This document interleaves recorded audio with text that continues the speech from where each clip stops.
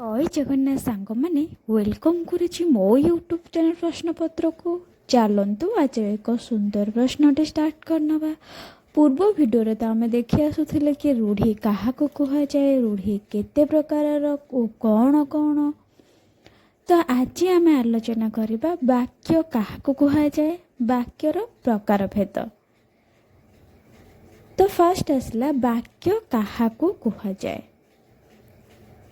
उत्तरटी हेउछि केते गुड़िए पद मिलित होई मनर भाव को पूर्ण रूपे प्रकाश करले ताहाकू वाक्य कह जाए। भल भाव आंसरटी शुणु। केते गुड़िए पद मिलित होई मनर भाव को पूर्ण रूपे प्रकाश करले ताहाकू वाक्य कह जाए। यथा यथा बसंत ऋतुरे प्रकृतिर शोभा अत्यंत सुंदर अटे। बसंत ऋतुरे प्रकृतिर शोभा अत्यंत सुंदर अटे। देखंतु वाक्य होछि केते गुड़े पद मिलित होई मनर अर्थ को बा मनर भाव को पूर्ण रूपे प्रकाश करले ताहाकू वाक्य कहा जाए। जेमती बसंत ऋतुरे प्रकृतिर शोभा अत्यंत सुंदर अटे। उपरोक्त वाक्यटी संपूर्ण अर्थ प्रकाश करुछि। तो आपण माने भल भाबरे बुझी पारुथिबे मु आशा करुछि।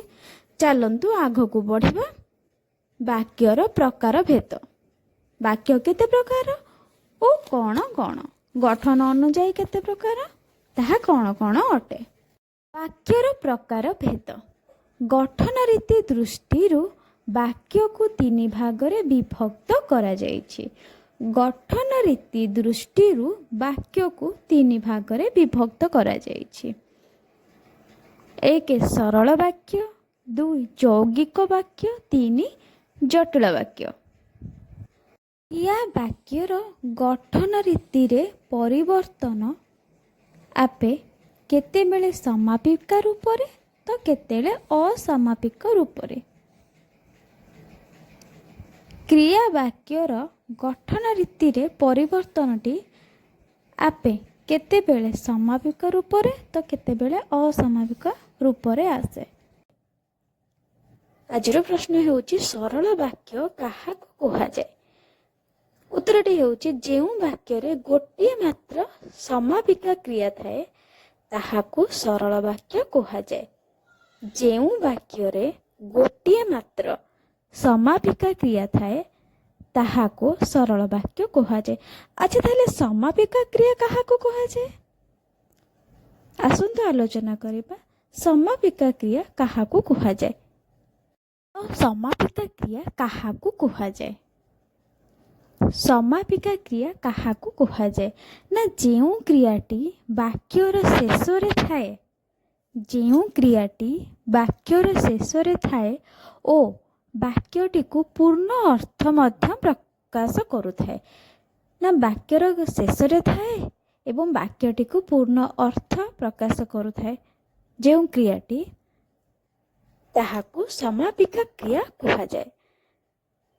अच्छा ताहले असमापिका क्रिया काहाकू कहा जाए। यदि समापिका क्रियाटी ना जेउ क्रियाटी वाक्यर शेष रे थाए एवं वाक्यटी को पूर्ण अर्थ मध्य प्रकाश करुथाए ना क्रियाटी शेष रे थिबो पुणी तार अर्थ भी पूर्ण भाव में प्रकाश करुथिबो ताहाकू समापिका क्रिया कहा जाए। तो असमापिका क्रिया काहाकू कहा जाए। असमापिका क्रिया उदाहरण तथा राम दरिद्र मानकर सेवा करंती किमा सीता मोते भल पाते। एठी राम दरिद्र मानकर सेवा करंती तो सेवा करंती गोटे क्रिया। तो यहाँ पुणी वाक्य शेष में अच्छी अर्थटा को संपूर्ण रूपे प्रकाश करुच्ची तो यहाँ को समापिका क्रिया कहा जाए। तो सीता मते भल पाती तो यही सब गोटे लाखे समापिका क्रिया अटंती।